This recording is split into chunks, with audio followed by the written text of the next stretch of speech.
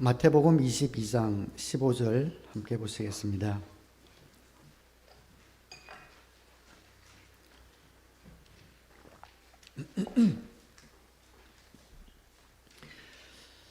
예수님이 십자가에 달려 돌아가시는 시간이 가까이 올수록 유대 지도자 바리새파 사람들이 예수님에 대한 공격의 고삐를 점점 강하게 쬐고 있는데, 그 공격 가운데 하나인 내용에 대해서 본문을 제가 봉독해 드리도록 하겠습니다.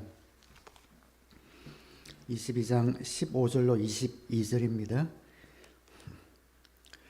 그때 바리새파 사람들이 나가서 어떻게 하면 말로 트집을 잡아서 예수를 올무에 걸리게 할까 의논하였다. 그런 다음에 그들은 자기네 제자들을 헤롯 당원들과 함께 예수께 보내어 이렇게 묻게 하였다. 선생님, 우리는 선생님이 진실한 분이시고 하나님의 길을 참되게 가르치시며 아무에게도 매이지 않으시는 줄 압니다. 선생님은 사람의 겉모습을 따지지 않으십니다. 그러니 선생님의 생각은 어떤지 말씀하여 주십시오. 황제에게 세금을 바치는 것이 옳습니까? 옳지 않습니까? 예수께서 그들의 간악한 생각을 아시고 말씀하셨다. 위선자들아, 어찌하여 나를 시험하느냐? 세금으로 내는 돈을 나에게 보여달라. 그들은 데나리온 한 입을 예수께 가져다 드렸다. 예수께서 그들에게 물으셨다. 이 초상은 누구의 것이며 적힌 글자는 누구를 가리키느냐? 그들이 대답하였다. 황제의 것입니다. 그때 예수께서 그들에게 말씀하셨다. 그렇다면 황제의 것은 황제에게 돌려주고 하나님의 것은 하나님께 돌려드려라. 그들은 이 말씀을 듣고 탄복하였다. 그들은 예수를 남겨두고 떠나갔다. 아멘.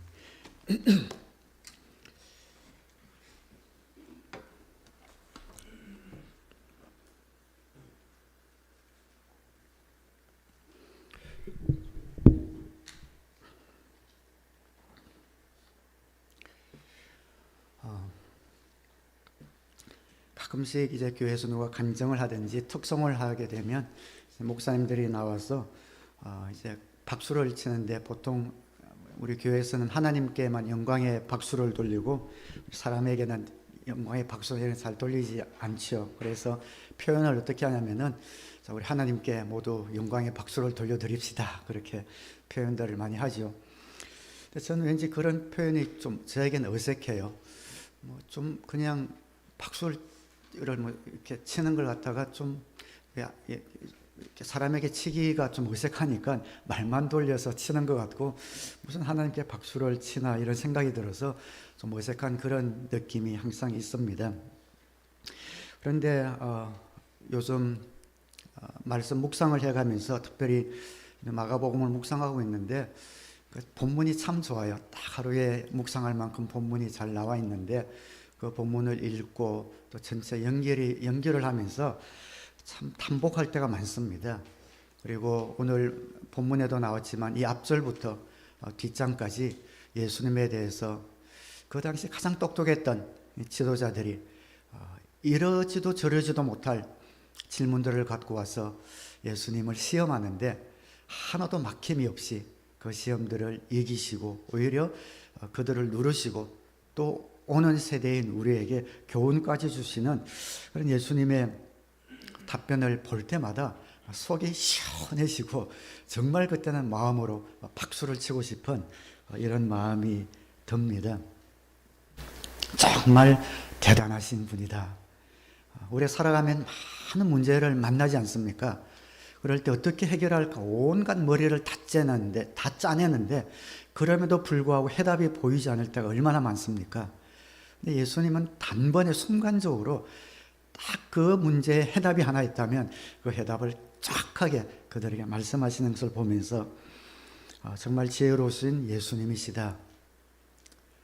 옛날로 치면은 맥가이버 하면 잘 모르죠. 잘 모르실 것 같고, 007 영화의 제임스 본드 같은, 아니면 미션 임파서블 우리 톰 크루즈 같은 이런 놀라운, 그냥 못하는 것이 없으신 그런 예수님의 모습을 보면서 경탄과 탄복을 하게 됩니다. 그래서 오늘 본문 잘 아는 내용이지만 한번 다시 살펴보면서 예수님이 얼마나 대단한 분이신가 한 번 더 우리가 좀 깨닫고 고백하는 그런 시간이 되면 좋겠습니다.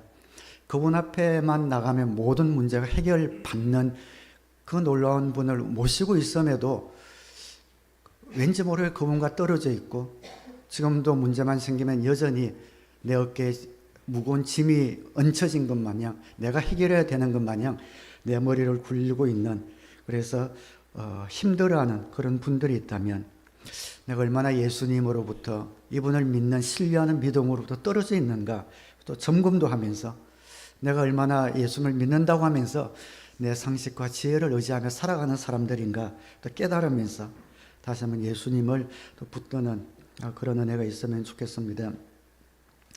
바리새인들은 예수님께 올무를 씌워야 하는데 상대가 만만치 않습니다. 갈 때마다 다 꼬꾸라지거든요.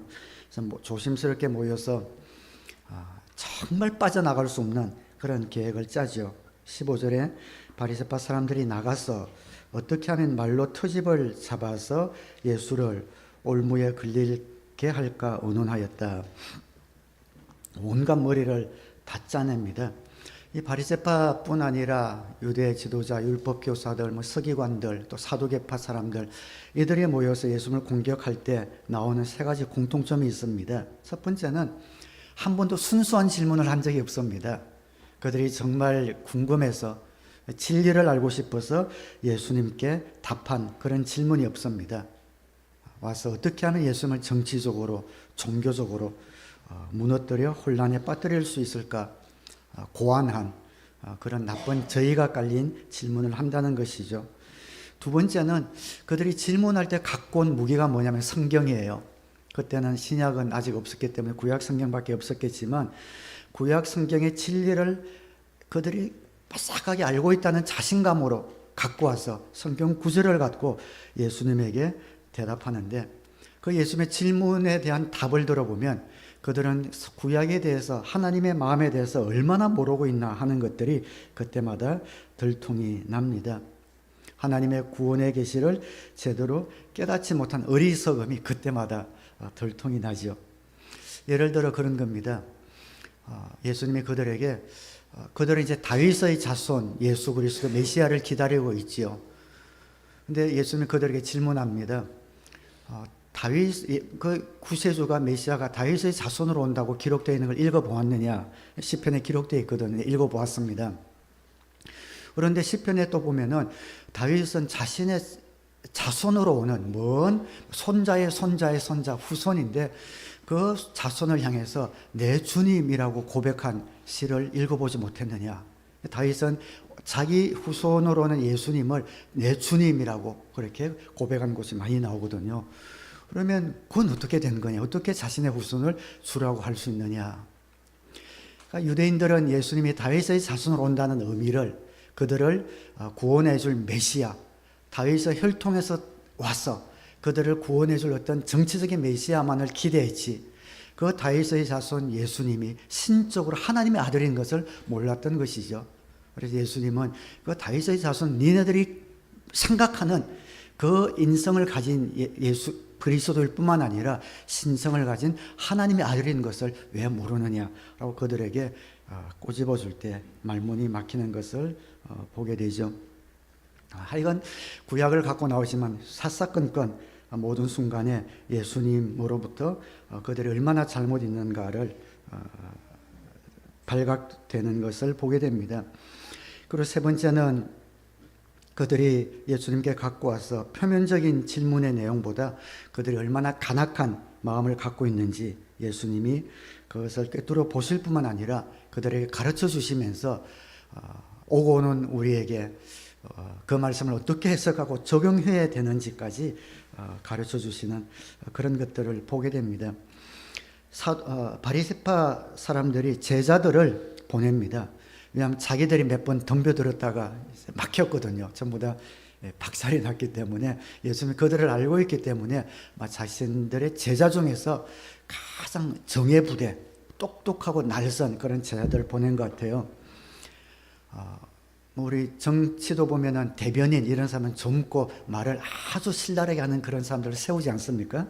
그래서 그 제자들을 선별해서 예수님에게 이제 마지막 어떤 그런 각오를 가지고 함정에 빠뜨리기 위해서 보냅니다. 근데 바리새파 사람들이 제자들을 보내면서 누구와 함께 보내는 거 아니? 헤롯 당원들과 같이 보내요. 뭐 뒤에 좀 설명하겠지만 이 둘은 같이 다니는 종자가 아니에요. 서로 앙숙 관계인데 그것도 물과 기름 같은 그런 다른 정치적 또 종교적 정파인데 그들을 같이 보내게 됩니다. 같이 보낸 이유가 이제 나올 겁니다.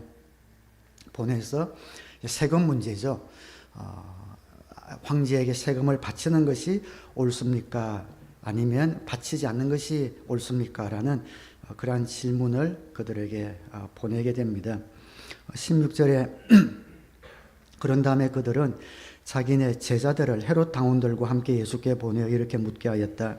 선생님, 우리는 선생님이 진실한 분이시고 하나님의 길을 참되게 가르치시며 아무에게도 매이지 않으시는 줄 압니다. 선생님은 사람의 겉모습을 따지지 않으십니다. 얼마나 간교합니까? 예수님을 함정에 빠뜨려 넘어뜨릴 그런 마음을 갖고 오지만 온갖 입에 발린 말로 예수님을 이렇게 높이죠. 선생님은 진실한 분입니다. 하나님의 도를 성경을 바르게 알고 있는 분이고 누구 어떤 사람에게도 눈치 보지 않는 그런 용감한 분, 겉모습을 따지지 않는 사람의 심정을 꿰뚫어 보는 분 줄 압니다. 하면서 예수님의 찬사를 늘어놓고 많은 사람들 앞에서 이제 결정적인 질문을 던지려고 나오고 있습니다. 사람들의 참 마음이 좀 간사해요. 누군가에게 정말 사기꾼들이 그렇죠. 자신의 목적을 관철시키기 위해서 얼마나 입에 발린 그런 소리로 나아갑니까? 저도 이제 나이가 좀 들어가고 목회를 하다 보니까 누가 또 어디 가면은 저에게 막 이렇게 막 칭찬하는 그런 소리들이 있거든요. 칭찬하고 하는데 그걸 들으면 이제는 어떤 것이 좀 진짜고 어떤 것들이 입에 발린 소리다 이런 것들이 좀 분간이 좀 되는 것 같아요. 이들이 예수님에게 와서 이야기를 합니다. 17절에 황제에게 세금을 바치는 것이 옳습니까? 바치지 않는 것이 옳습니까? 라고 이야기를 합니다. 그래서 바리새파 사람들이 헤롯 당원들과 같이 온 이유가 여기에 있죠. 헤롯 당원은 로마와 좀 결탁한, 그래서 로마의 호의적인 그런 종파입니다. 어떻게 보면 헤롯 당원들은 유대인들로부터 세금을 받아서 전달하는 그런 역할도 했던 사람들이고 바리새파는 철저한 경건주의입니다. 성경에 보면 구약 신명기 17장 15절에 보면 당신들은 반드시 주 당신들의 하나님이 택하신 사람을 당신들 위해 왕으로 세워야 합니다. 당신들은 결례 가운데서 한 사람을 왕으로 세우고 같은 결례가 아닌 외국 사람을 당신들의 왕으로 세워서는 안 됩니다. 라는 말이 있습니다. 율법이죠. 그러니까 그들은 하나님이 세우신 사람만 왕으로 인정을 해요. 그런데 세금은 누구에게 바치느냐? 황제에게 바칩니다. 근데 그들이 현재 로마의 황제에게 세금을 바친다는 것은 그 황제를 왕으로 인정한다는 그런 행위가 되는 거죠. 그래서 거기에 대해서는 굉장히 큰 거부감을 유대인들이 갖고 있었고, 그러나 피종복 국가이기 때문에 어쩔 수 없이 바치긴 바치는데 죽기보다 싫은 마음으로 그 세금을 바치고 있었고, 바리새파 사람들은 경건주의자이기 때문에 그 세금 바치는 데 대해서 아주 완강한 그런 반대 입장을 갖고 있었죠. 그래서 주 6년경에는 유다라는 사람은 세금을 못 바치겠다 해가지고 반란까지 일으켰던 그런 역사도 있습니다. 근데 황제에게 바치는 세금은 인두세입니다. 머리 숫자대로 바치는 세금이에요. 남자는 14살, 여자는 12살 이상이 되면 그 가정에 그 머리당 한 명당 세금을 의무적으로 바쳐야 합니다. 65세까지. 얼마나 싫겠습니까? 관세라면은 자기들이 뭐 장사도 하고 해서 돈도 버니까 어쩔 수 없이 뭐 세금 바치는 거야. 돈을 자기들이 버니까 견딜 만한데, 이 인두세는 아무런 이득도 없으면서 피종복 국민이라고 머리 숫자대로 자기들이 황제로 인정하기도 싫은 사람에게 그 세금을 바치니 죽기보다 싫은 일이었던 거죠. 그래서 예수님에게 그것을 묻고 있습니다. 그들이 예상했던 상황은 두 가지로 압축됩니다.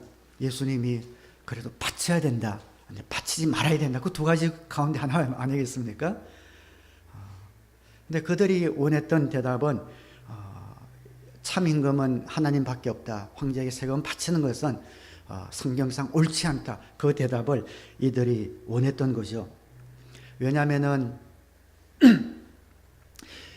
그들은 알고 있습니다. 예수님을 얼마나 많은 군중들이 따르면서 예수님을 받들고 있는지를 알고 있기 때문에 아마 예수는 그들을 실망시킬 수 없을 것이다. 저 많은 군중들이 그 세금 바치는 것을 죽기보다 싫어하는 사람들이 지금 허다한 무리가 모여서 보고 있는데 그들을 생각해서라도 세금 바치는 것은 옳지 않다라고 이야기할 것이라고 그들은 기대를 했던 거죠.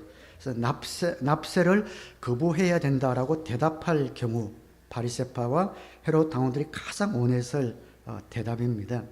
민중의 지지는 받을 수 있겠지만 곧바로 헤롯 당원은 그들과 연결되어 있는 로마 관원에게 가서 고소하면은 반란죄로 사형까지 갈 수 있는 그러한 제목이기 때문에 그렇습니다.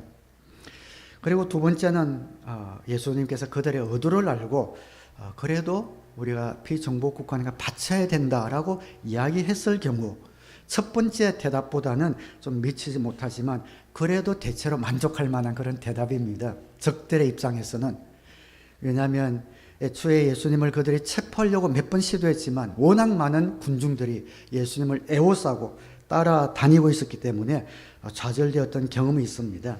그런데 예수님이 세금을 바치라 할 때에 예수님을 따르던 사람들은 많은 배신감을 느끼고 더 이상 예수님을 그들의 메시아나 선지자로 인정하지 않고 떠나가는 상황이 될 것이고, 그러면 시간이 걸리겠지만 언제든지 예수를 체포할 수 있기 때문에 either way 어떤 것을 이야기하든 그들에게는 득이 되는 그러한 질문이었죠.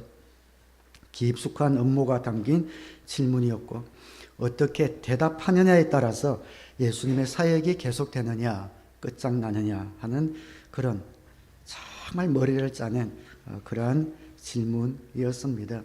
바치는 것이 옳다라고 하면 경건주의자들, 민중의 분노를 살 것이고 바치지 마라 했을 때는 반란죄로 체포될 수밖에 없기 때문에 그런 거죠. 이 상황을 예수님이 멋지게 너무 지혜롭게 헤쳐나갑니다. 세금 바치는 주화를 가지고 오라. 그때 세금을 바칠 때는 이 데나리온만 이제 바치게 되어 있었던 것 같아요. 왜냐하면 그 데나리온에는 황제의 초상화가 그려져 있기 때문에 그렇습니다. 앞면에는 황제 초상화가 저렇게 그려져 있죠. 존엄한 신의 아들 티베리우스 그렇게 글자가 적혀 있습니다. 가이사, 2대 황제인 가이사였죠. 가이사 아구스도입니다. 그래서 그 데나리온을 갖고 오라 하고 나서 그들에게 다시 묻습니다. 이 초상은 누구의 것이며 둘러서 있는 글자는 누구를 가리키느냐. 21절에 그들이 대답하였다. 황제의 것입니다. 그때 예수께서 그들에게 말씀하셨다. 그렇다면 황제의 것은 황제에게 돌려주고 하나님의 것은 하나님께 돌려라. 개역 성경에는 가이사의 것은 가이사에게, 하나님의 것은 하나님에게 드려라라고 이야기합니다. 그들이 원했던 것은 이거 아니면 이거 둘 중에 하나였습니다. 근데 예수님은 제3의 대답을 하십니다. 선뜻 보기에는 그 공세를 피해가기 위해서 임시 웅변적으로 이것도 아니고 저것도 아닌 대답으로 보일 수가 있겠지요. 그런데 만약 그런 대답이었다면 이 똑똑하고 온갖 빠져나가지 못할 구멍을 갖고 온 이 사람들이 탐복하면서 물러났겠습니까? 생각해 보십시오. 임시응변으로 이것도 아니고 저것도 아니고 애매한 대답을 했다면 아마 더 끈질기게 파고들었겠죠. 그런데 예수님이 황제의 것은 황제에게, 하나님의 것은 하나님에게 돌려라 했을 때에 그들은 그것이 무슨 말인지 그 순간에 알아채리고 그냥 돌아간 것이 아니라 탄복하며, 다른 번역에는 기이하게 여기며 어떻게 이런 대답을 할 수 있단 말인가 하고 완전히 풀이 죽어서 돌아간 것을 보게 됩니다. 그들은 그 말을 들었을 때 도저히 빠져나갈 수 없었던 그런 상황에 그들을 꼼짝 못하게 한 그 예수님의 지혜에, 탁월한 신적 지혜에 탐복하며 돌아간 것을 보게 됩니다. 예수님께서는 국가에 대한 의무와 하나님에 대한 의무가 결코 모순되지 않는다는 것을 그들에게 말씀하셨습니다. 바리새인들의 목적은 하나였잖아요. 그 두 개를 구원했습니다. 하나님께 드려야 되냐, 황제에게 드려야 되냐, 그 두 개가 합쳐질 수 없는 거였습니다. 그 두 가지가 모순된다고 여겼기 때문에 예수님에게 들고 왔지만, 주님께서는 그들에게 세상의 모든 권력 역시 하나님에게 속하여 있다. 국가의 의무를 이행하는 것이 하나님에 대한 의무를 거스르는 것이 아니다. 하나님은 모든 국가와 나라와 이 세상 권세까지도 붙들고 통치하고 있는 분이시다. 국가에 대한 의무를 충실하게 이행하는 것도 곧 하나님에 대한 의무를 이행하게 되는 것이다 라는 대답을 해 주셨습니다. 그 동전에 보고 그 동전에 초상화가, 그 황제의 초상화가 새겨져 있었죠. 그 화폐의 통치 영역은 어디까지겠습니까? 그 화폐가 통용되는 곳까지 그 로마의 통치 지역 안에 들어가 있는 것 아니겠습니까? 지금은 이 이스라엘을 로마가 다스리고 있습니다. 그래서 그 화폐가 통용됩니다. 그 화폐가 통용되는 지역은 바로 로마의 지배 아래에 있는 것이죠. 이것은 뒤에 신학자들이 그렇게 해석을 내겨냈지만 굉장히 공감이 돼요. 예수님이 굳이 그 동전을 갖고 와서 황제 얼굴을 보여주면서 누가 새겨져 있느냐? 황제입니다. 그럼 그 황제의 얼굴이 새겨져 있는, 황제가 통치하는 그 영역에 있는 사람은 당연히 그 황제에게 세금을 바쳐야 한다. 그런 하나님의 것은 하나님에게 드려라. 황제의 형상이 새겨져 있는 동전처럼 하나님의 형상은 어디에 새겨져 있는가? 하나님이 만드신 인간에게 하나님의 형상이 새겨져 있는 것이 아닌가? 하나님의 형상으로 새김받은 우리 사람들은 하나님께 그 삶으로 예배를 드리고 하나님께 그 삶을 드려야 하는 것이 마땅하다라고 해석해도 좋을 것 같습니다. 앞서서 그들이 주님 앞에 왔을 때에 모든 질문에 주님께서 대답하실 때 예수님이 그들에게 역질문을 하시는 것이 하나 나와요. 하도 그렇게 꼬투리를 들고 오니까 침례 요한을 예를 들면서 너희는 침례 요한이 하늘에서 왔다고 생각하느냐? 침례 요한이 침례를 주는데 그 침례가 하늘에서 온 침례냐 아니면 사람이 그냥 주는 침례냐라고 그들에게 질문을 해요. 그때 그들이 모여서 바로 대답을 못해요. 그리고 서로 잠깐만 기다리세요 하고 따로 모여서 막 어떻게 대답할까 궁리를 해요. 하늘에서 왔다라고 하면 이들은 침례 요한의 침례를 인정하지 않았거든요. 그런데 그들이 하늘에서 왔다라고 하면은 침례 요한을 인정할 뿐 아니라 침례 요한의 침례를 받고 공생애를 시작한 예수도 인정해야 될 판이니까 그렇게도 못하고, 사람에게서 왔다라고 하면은 그 침례 요한의 침례를 통해서 모든 유대인들이 침례를 받고 회개하고 하나님의 사람으로 살아간단 말이죠. 그럼 그 사람들을 무시하는 것이 되니까 사람에게서 왔다가도 못하고 꼼짝달싹 못하는 그런 문제를 예수님으로부터 질문을 받은 거죠. 그때 그들이 뭐라고 한 줄 아세요? 마태복음 21장 24절 보면은 예수께서 그들에게 이렇게 대답하셨다. 나도 너에게 한 가지를 물어보겠다. 너희가 대답하면 나도 무슨 고난으로 이런 일을 하는지 말하겠다. 요한의 세례가 어디에서 왔느냐? 하늘에서냐 사람에게서냐? 그래서 그들은 자기들끼리 언론하며 말하였다. 하늘에서 왔다고 말하면 어째서 그를 믿지 않았느냐 할 것이요. 또 사람에게서 왔다고 하자니 무리가 무섭소. 그들은 모두 요한을 예언자로 여기니 말이요. 그래서 그들은 예수께 모르겠다고 대답하였다. 얼마나 표현이 좀 그러지만 쪽팔리는 대답인지 몰라요. 모르겠는데요. 어떤 대답도 못해가지고 모르겠다고. 그 시대의 가장 엘리트들이 모여서 머리를 짜냈지만 그 앞에서 모른다고 대답했을 때 얼마나 바보스럽게 보이고 체면이 구겨졌을지 모를 일입니다. 그래서 그들이 머리를 짜서 완전히 반대의 입장을 갖고 예수님에게 그 두 가지 질문을 갖고 온 건 두 가지 선택을 갖고 온 거죠.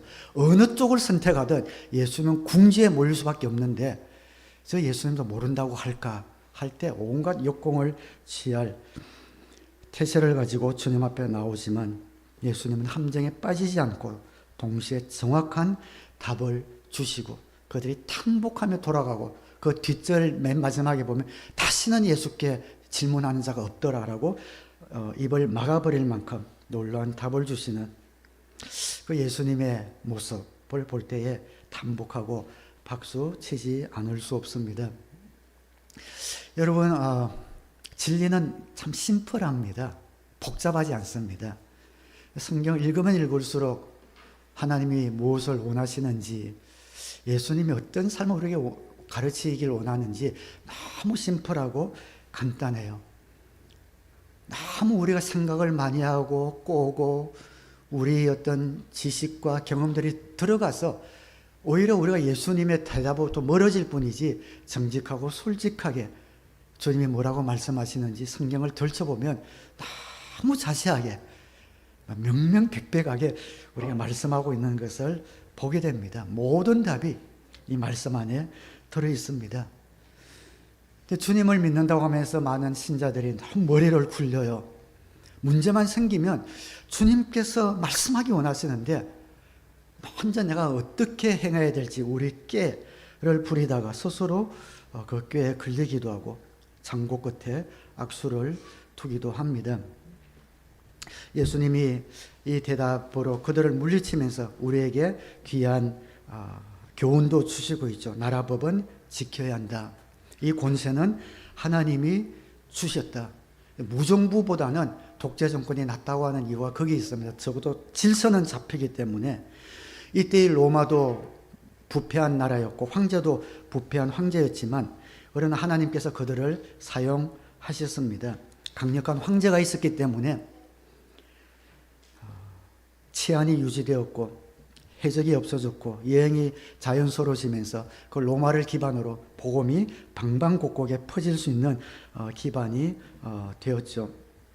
하나님께서는 복음서뿐만 아니라 뒤에 서신서를 보면 로마서라든지 베드로전서, 디모데전서 보면은 위에 있는 권세들에게 복종하라라고 끊임없이 말씀을 하고 있습니다. 하나님이 세우셨기 때문에 그렇습니다. 그래서 우리 나라법 잘 지켜야 합니다. 그래서 우리 캐나다 살면 캐나다 법도 이민법도 잘 지켜야 하고 세금도 잘 내고 속이지 말아야 합니다. 나라법을 어기는 것은 하나님의 권위를 거역하는 것과 마찬가지다라는 것을 알아서 하나님이 세워주신 그런 권위에 순종할 때 하나님의 복이 있습니다. 크리스찬들은 그래서 작은 교통법규부터 나라법을 잘 지켜야 합니다. 그런데 주님께서 그 위에 하나를 더 말씀해 주시죠. 나라법에 순종해야 하지만 절대적인 순종은 아니다. 이 나라법이 하나님의 법에 어긋날 때는 하나님의 법이 우선한다라는 것을 이야기합니다. 그 사실을 예수님은 하나님의 것은 하나님에게 돌려드려라 라고 말씀하고 계신 것이지요. 로마의 황제에게 나라법을 지키는 것은 당연하지만 그 법이 하나님의 법과 상충할 때는 하나님의 법을 따라야 한다. 굉장히 중요한 말씀이에요. 오늘 많은 그리스도인들의 삶에서 왜 능력이 나타나지 않고 세상으로부터 손가락질을 받는가? 이중적인 삶을 살기 때문에 그렇습니다. 바로 이 말씀도 잘못 해석했기 때문에 그런 거죠. 황제의 것은 황제에게, 하나님의 것은 하나님에게 돌려드려야 하니까 그 분야가 완전히 다른 것으로 생각을 해서 그런 겁니다. 그래서 교회 와서는 하나님의 법을 따라 살지만 사회 나가서는 하나님의 법은 완전히 잊어버리고 사회 법을 따라 삽니다. 황제의 것은 황제에게, 하나님의 것은 하나님에게라는 말을 잘못 이해했기 때문에 그런 삶을 살아갑니다. 그러나 이 나라, 이 권세를 포함하고 있는 분은 하나님이시고 우리는 어디에서나 나라법뿐 아니라 하나님의 법을 따라 순종하며 살아가야 합니다. 그래서 주님께서 말씀하신 이 말씀은 황제에게 국가에 순종하지만 그 황제도 하나님이 세웠기 때문에 순종의 한계가 하나님의 뜻을 벗어나서는 안 된다. 예를 들어 이런 겁니다. 여러분이 큰 회사에서 일하고 있습니다. 회사원이 평사원이겠죠. 그 평사원이면 여러분 바로 위에 있는 보스, 과장이라고 생각해 봅시다. 그 과장의 지시를 받아야 합니다. 근데 나중에 보니까 이 과장이 자꾸만 이상한 지시를 내려요.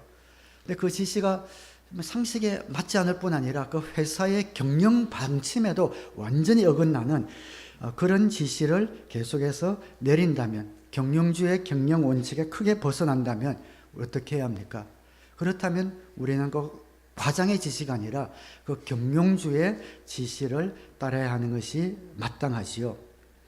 황제가 아무리 힘이 있다 해도 과장 정도에 지나지 않습니다. 경영주는 하나님이시죠. 그래서 크리스찬은 나라법을 존중해야지만 나라법이 하나님과 법에 상충할 때는 하나님의 법을 쫓아가야 합니다. 이것이 큰 원칙입니다. 근데 이렇게 살려면 용기도 필요하고 지혜도 필요합니다. 쉬운 게 아닙니다. 하나님의 법을 따라 살 때는 믿음이 필요합니다. 2차 대전 때 나치가 많은 유대인들을 학살했지 않습니까? 전쟁이 끝나고 전범 재판소가 열렸을 때 그때 붙들려온 많은 나치범들, 집에서는 좋은 아버지였고 좋은 이웃이었습니다. 그들은 한결같이 그렇게 이야기하죠. 상부에서 그렇게 명령하니 쫓았을 뿐이다 라고 이야기합니다. 상부에서 그렇게 명령하더라도 그것이 하나님의 법과 어긋날 때는 거부해야 하는 거죠. 쉽지 않은 일이죠. 그래서 용기와 믿음이 필요합니다. 그러나 본회프 같은 이런 목사님은 그 나치의 명령에 끝까지 거부하면서 사형장 이설로 사라지지 않습니까? 하나님의 법에 더 무게를 두었기 때문이죠. 전쟁이 나면 크리스찬이라고 해서 군대 가는 것을 거부해서는 안 됩니다. 정당한 전쟁은 우리가 참여해야 합니다. 그런데 월남 마이라이 같은 데서 있었듯이 모든 양민을, 부녀자, 아이들까지 전부 다 그 가운데 스파이가 한 명이라도 섞여 있을지 모르니까 한 양민 전체를 학살했던 그런 사건들이 있지 않습니까? 학살하라는 명령이 있을 때 거부해야 합니다. 나라법보다 하나님의 법이 우선하기 때문입니다. 먼 나라 없이 우리 한국도 그런 아픈 역사가 있지 않습니까? 1980년에 군사 쿠데타가 일어나서 광주라는 곳에 죄 없는 시민들을 군인들이 총칼로 학살하지 않았습니까? 그럴 때 나중에 발뺌하지만 크리스찬이라면 그때는 하나님의 법을 따라야 하는 것이죠. 그리고 나서 군사 쿠데타로 정권을 잡은 서울의 본보고 제가 좀 너무 스트레스를 받아서 그렇긴 한데, 그 정권을 잡고 교회 큰 대형교회 목사님들을 불러서 조찬 기도회를 합니다. 근데 목사님들이 가서 그 독재자를 찬양하고 이렇게 칭송을 하면서 기도회를 하는 모습이 언론에 나오지 않습니까?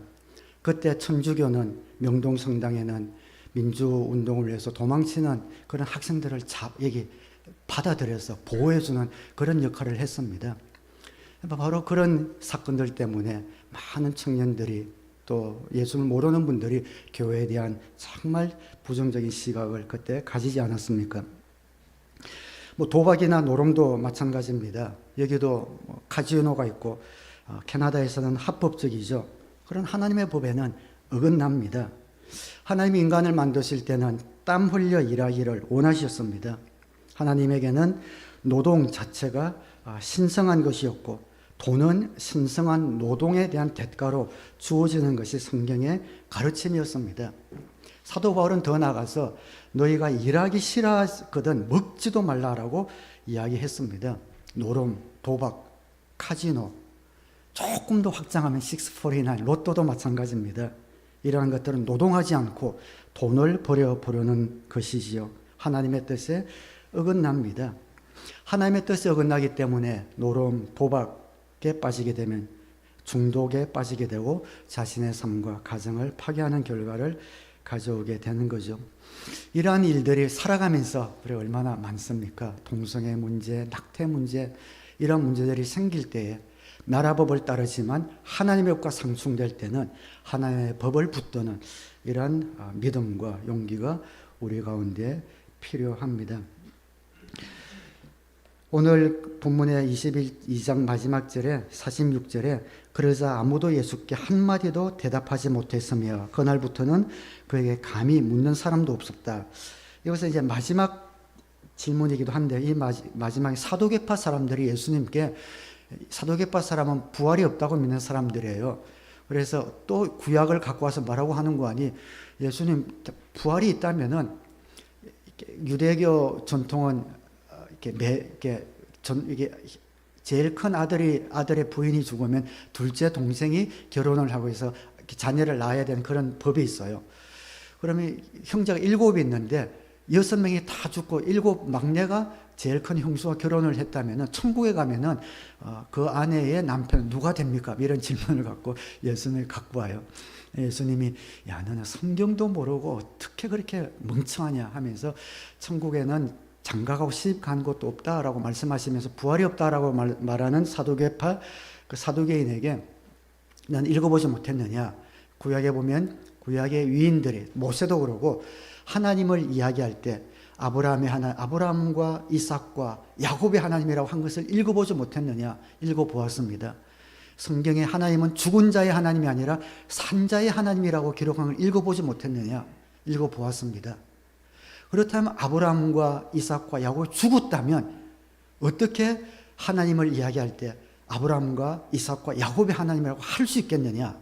그들은 이미 죽어서 땅에 묻혔지만 부활하여 천국의 하늘나라에 지금 살아있기 때문에 하나님이 산자의 하나님이시기 때문에 그들이 하나님이라고 말한 것을 읽지도 못했느냐라고 하면서 사도파 사람들의 말문까지 막아버린 거죠. 그걸 보고 바리새파 사람도 이제는 더 이상 안 된다 해서 그날부터는 그에게 감히 묻는 사람도 없었다라고 이야기하고 있습니다.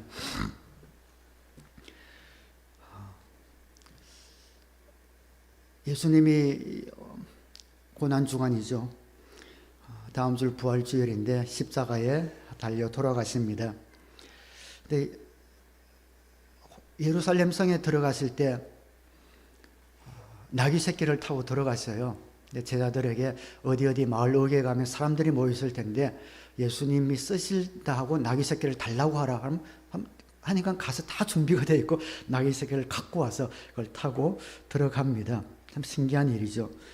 그리고 마지막 유월절 만찬, 수요일이겠죠. 유월절 만찬을 하기 위해서 또 제자들을 보내면서 어디 가면 어떤 사람들을 만날 터인데 동네에서 나오는 사람을 만날 터인데 주님께서 유월절 만찬이 필요하다고 준비하라고 말씀하셨다 하라 하니까 정말 그런 사람이 있고 보니까 다락방에 밑에 이불을 깔고 유월절 만찬 준비가 다 돼 있는 것을 보게 됩니다. 그걸 하나씩 지나가면서 점점 십자가의 길로 들어가시는 예수님의 모습을 이렇게 묵상하면서 보면서 어제 묵상에 제가 그렇게 기록하기도 했지만 그런 생각이 드는 겁니다.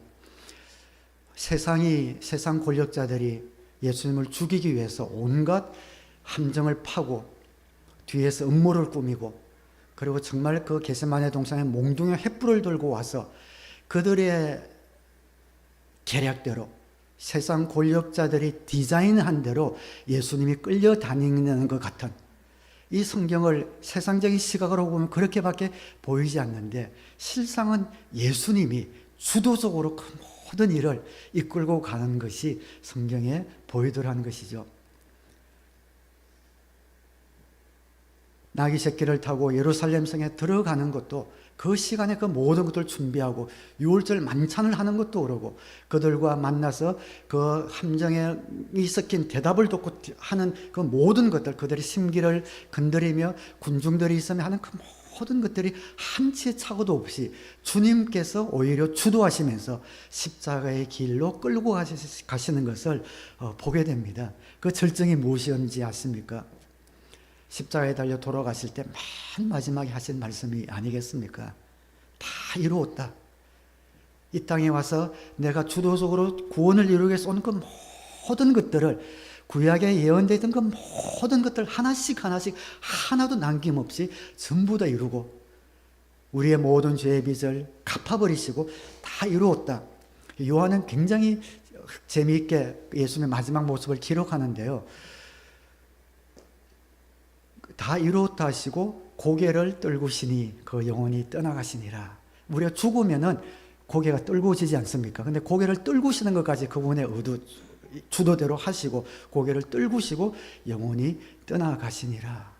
죽는 순간까지도 주님께서 이 땅에 오셔서 하나님의 구원을 이루시기 위해서 모든 것들을 주도해 나가시는, 세상이 디자인한 대로 이 기독교는, 복음은 흘러가는 것이 아니라 주님께서 또 보내주신 성령의 능력대로 운행되어지고 진행되어지는 것을, 역사가 흐르는 것을 보게 됩니다. 사랑하는 여러분, 이 예수님이 저와 여러분의 구세주이시고 또 저와 여러분의 주님이십니다. 막힘이 없으신 주님. 살면서 사방이 꽉 막혀 헤어나갈 길 없는 것 같지만 예수님에게는 길이 있습니다. 믿으시면 아멘으로 화답하시기 바랍니다. 예수님에게 가면, 저도 목회하면서 정말 많은 갈등, 선택의 순간들을 만나, 어떨 땐 어떻게 해야 될지 모르는 순간들이 많았던 것 같아요. 좀 더 일찍, 그럴 때에, 주님께 갈 때에, 주님께 물을 때에 가장 필요한, 가장 좋은 그런 길을 갖고 있는 주님께 가면 되는데, 그러지 못하고 우리 힘으로, 지식으로 날뛰다가는 그런 꾀에 우리 스스로 얼려매버리고 말지요. 주님께만 가면 돼요. 오늘 주일 주님 앞에 잘 나오셨습니다. 일주일 동안 세상 가운데 살면서 많이 분주하고 혼란스러워진 우리 마음, 그래도 주님 앞에 나와서 찬송하면서 또 말씀 한번 보면서 다시 한번 여러분 마음 가운데, 그렇지, 주님께 가야지, 주님이 내 인생에 구셔주고 이분께만 가면 되라는, 저도 그런 마음을 새기고 가는 이 자리에 여러분 나오신 것 너무 잘하셨습니다. 목장 모임 여러분 가시는 거 너무 잘하시는 거예요. 일주일에 그래도 한 번 주중에 내 시간을 끊어서 한 주간의 감사와 기도 제목 또 나눔을 들으면서 주님께 내 시선을 맞추는 그 시간이 얼마나 귀한지 모릅니다. 우리 청년 목장 목회일기 읽어보면은, 또 우리 청년들 보면 너무 기특하고 감사한 것이, 또 아르바이트하고 일하고 하면서 목장을 너무 소중하게 여기는 모습을 볼 때마다 너무 고마워요. 감사하고. 막 일할 때 목장에 가기 위해서 스케줄 조정이 쉽지 않거든요. 근데 정말 애를 써서 조정하려는 모습, 목장을 소중하게 여기는 그런 모습들을 봅니다. 너무 잘하는 거예요. 이 분주한 세상에 적어도 내 시선을 주님 앞에 돌릴 수 있는 그런 환경은 우리가 만들어야 합니다. 주일 예배, 목장, 이거는 우리가 꼭 사수해야 합니다. 그리고 여러분 조금 더 개인적으로는 말씀 묵상과 기도 붙들면 좋겠어요. 저는 목회자지만 성경을 볼 때 설교 준비하기 위해서 성경을 보는 것이 아니라 묵상 때는 하나님 앞에 한 자녀로서 말씀 묵상을 하게 되는데, 그 시간이 저에게 너무너무 좋은 시간입니다. 너무 좋아요. 하나님 마음 깊은 곳으로 들어가는 시간이고, 전에 몰랐던 것들이 새롭게 열려지는 시간이고, 그 예수님이 얼마나 대단한 분인지 그냥 아침마다 마음속에 주시는 그 감동이 얼마나 좋은지 모릅니다. 주님께 길이 있습니다.